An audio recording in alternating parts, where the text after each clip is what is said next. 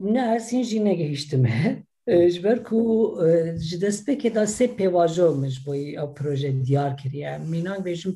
جه کاتالوگن کو 2010 دا چاپویه دوی دره دا پرپاش ها بنویسکی هیا کو من نویساندیه سه پیواژو جبر تشتی من دست بکریه وی پروژه یکمین وژین بو کو او سیفجت نبونه خلاص به و وکی چنده کی کردا دنا مدا دنا خدا ام ناس بکنونه امرن یعنی جمرن امرزگار بکن کو بختور او بش پر زو خلاص بو بشی دو یا پیواژه دو بنتوی کرن بو یعنی وکی برهمه کی نتوی یا کردا بناس کرن کو با اوه کی ام بیجن نافرمی بختور چه بویه يعني او پیواژه دو جی سرکتی بویا ام همه جبر کو پار ل روجاواجی چه بو ل روشلاجی ل گلک جیا چه بو ل باشور جی چه بو و ل باکور جی چه بو و ل دروی ولات جی چه بو یعنی دناو کردن آلمانیا دا چه بو دناو کردن فرانسه جی دا چه بو یعنی گلک جیان دا چه بو یعنی وکی نها هدی وکی برهمه کی نتوی چه بویه او تشتک جی بیجم سال 2013 ده موی وکی پاکتینگی مارکتینگی وی پاکتی ویجی چکر او پر خوشک یعنی چواتا پرفومه کی فرانسی بکری هر تشتی وی اوقاز خوشک بو بوی آوائی me چکر و مینان بیجم هر سیوه کی به $20 دهات فروتن یعنی به پاکتو تاوی جانتا تشتی خواه او گلک جی پیشوازی دهات کرن هلبت او کود بیجم اصا گلک پروی دچو یعنی جبر کو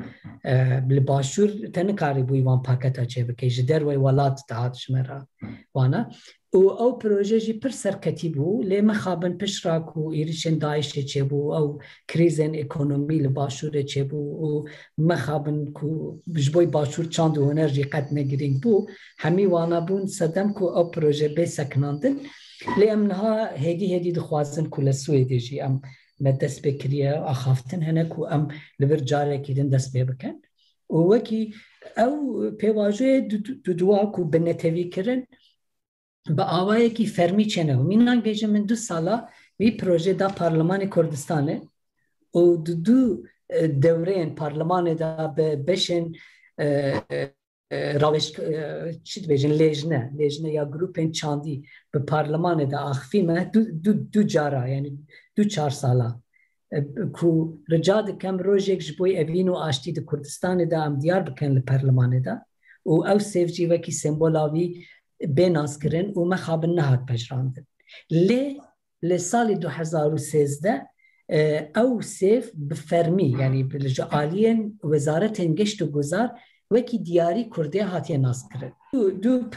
دو کس هبون که لباشور هاتن ترور کرن کشتن یک جوانه کاوه گرمیانی بو روزنامه‌وانه بو کوجالن هلن یه نکداله کی داره بو دوی زونه دا چه بو اوی دنجی گنجه کی بو نابی خواه بریار بو او جیل سید صادقه چه بو و دوی ساله دا من وکی روژا والانتاینی که هر تن به اوینو آشتی چه دی به اوسا تم اوسانه بیش بر که پیامی بی آشتی جیه به من سرلدانی او دو مال باد کرد و پشکشی دیا کاوه گرمیانی کرد و سال دنجیش بوی مالا بریار لسید صادق من او چکر لی وزارتی شهیدان او وزارتی انفال و شهیدان کل باشوره هیا دی سال 2013 1000 سیف جمکرین وکی کمپانی و شاندن هولندایش بوی سال روژ او کیمیاباران حلبچه لهولندا هات بلاف کرن او پروژه من پروژه پر هبون میناک بیجم من او پروژه کی پر مزن هبو که من دخواست لحلبچه را 5000 سیف ببم هیروشیمای آخفیم که لهیروشیمای ام مونومنتی کیش بوی حلبچه چه بکن و 5000 سیف وکی رمزی 5000 ما او پروژه بدها جیاشان بدها مخابن یعنی هاد نها هاتیج بیر کرنجی